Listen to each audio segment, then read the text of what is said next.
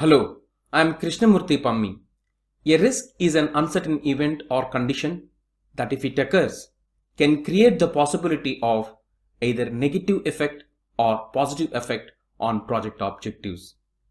The risks that lead to negative effect or negative outcome on project objectives are called negative risks. In this video, we will learn how to respond to these negative risks using 5 strategies. They are avoid, transfer, mitigate, accept, or escalate. Let us learn these strategies in detail so that we can come up with risk response strategies to deal with the negative risks. Let us understand risk avoidance strategy using examples.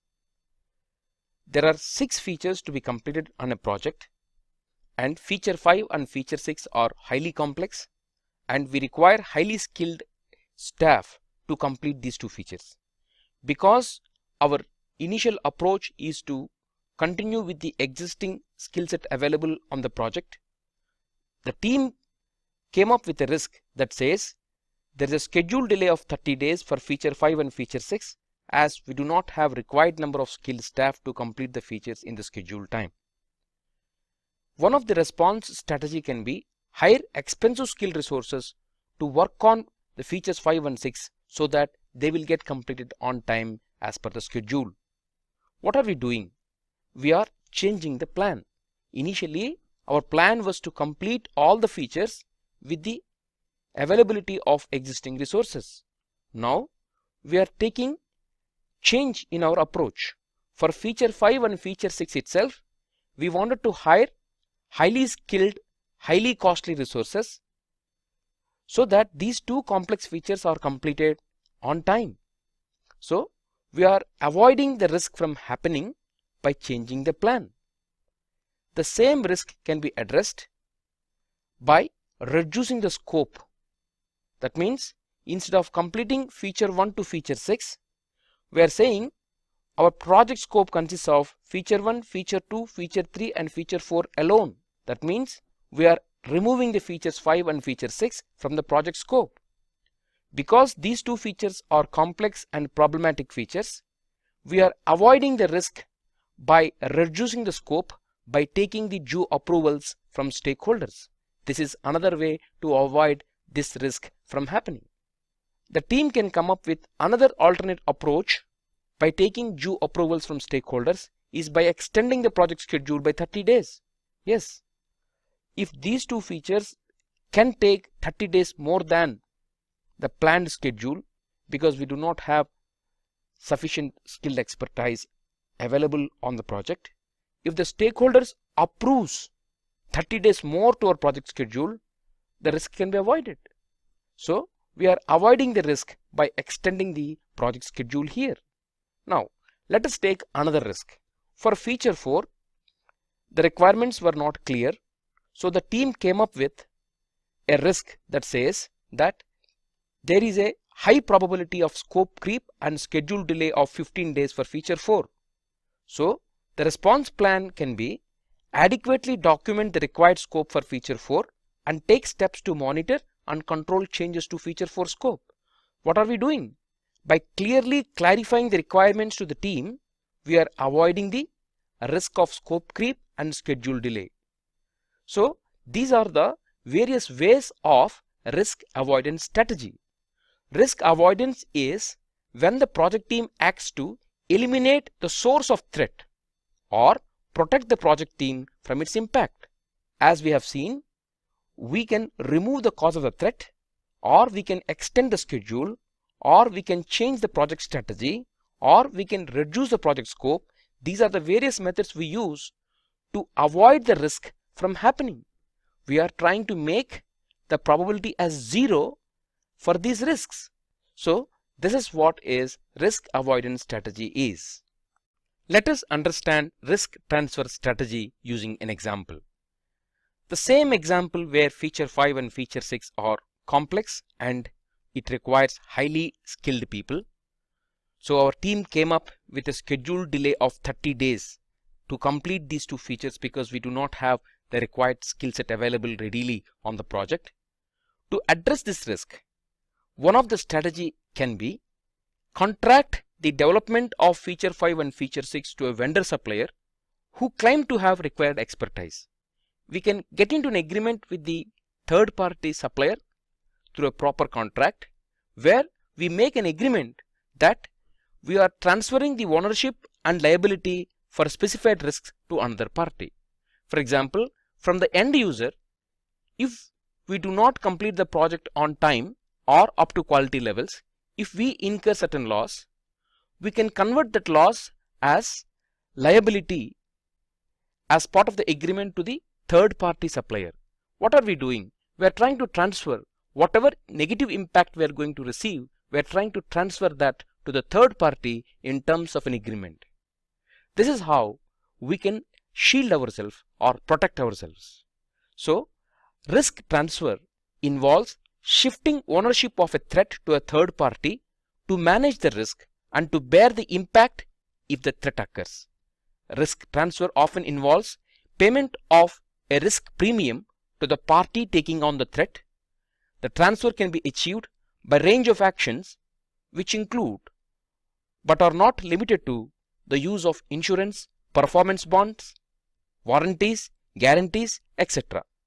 The agreements may be used to transfer the ownership and liability for specified risks to another party. Let us understand risk mitigation strategy using the same example. If in a scenario our stakeholders are not willing to reduce the scope and the stakeholders are not willing to award more schedule time and our stakeholders are not willing to award more budget to hire highly skilled people, and in a scenario that the skilled people are not available for our project within the organization from other projects, we tend to look for an option of sharing the skilled resources between the projects. In the scenario where we get partial amount of their time to our project needs by influencing the program manager, the response plan can be share skilled resources from other projects to work on feature 5 and feature 6 in a partial way. Now, the arrangement can only reduce the impact of the schedule delay from 30 days to, let's say, 20 days, because we only get partial bandwidth from the shared skill resources. What are we doing here? We are mitigating, minimizing the risk impact by sharing the skill resources. So, in risk mitigation, we take action to reduce the probability of occurrence or impact of a threat. Some of the methodologies of mitigation can be adding activities to the project to reduce the risk probability or impact, simplifying the processes within the project, completing more tests on the project work before implementation, developing prototypes, simulations, and limited releases can be some of the methods where we can reduce the probability of occurrence or impact of a threat because of a particular risk. This is what is risk mitigation strategy is. Let us now understand another strategy called risk acceptance. Risk acceptance is simply acknowledging the existing of a threat and we don't take any proactive action to mitigate or avoid the risk. We simply accept the risk, but the acceptance can be either active acceptance or passive acceptance. Active acceptance is we wanted to establish a contingency reserve for all such accepted risks because all risks are futuristic.